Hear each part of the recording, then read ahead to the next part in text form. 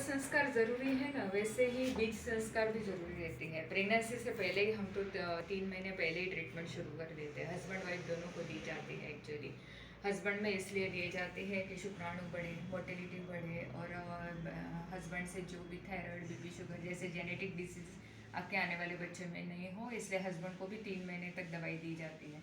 अगर कपल को 2 से 3 साल से प्रेगनेंसी नहीं रही है तो भले ना हस्बैंड का रिपोर्ट, आपका सीमेन एनालिसिस नॉर्मल हो, 100% रिपोर्ट हो, तो भी हस्बैंड को दवाई दी जाती है। और फीमेल पेशेंट में अगर सी बीज नहीं बनता हो, इरेगुलर मेंसेस हो, तो ऐसे में क्या करते हैं कि पंचकर्मा शुरू करवा देते हैं मासिक के 5वें दिन से। तो वो बीज संस्कार पहले दिया जाता है, पहले 3 महीने प्रेगनेंसी के पहले, और फिर 1 2 3 मंथ्स में उसको प्रेगनेंसी रखवाई जाती है। जैसी प्रेगनेंसी रह जाती है फिर फीमेल पेशेंट को गर्भ संस्कार में चले जाते हैं।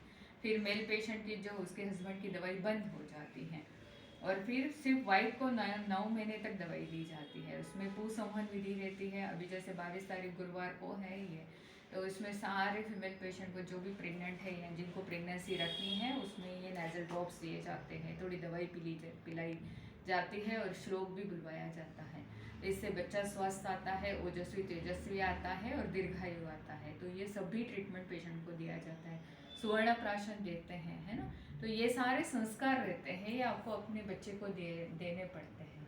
ठीक है।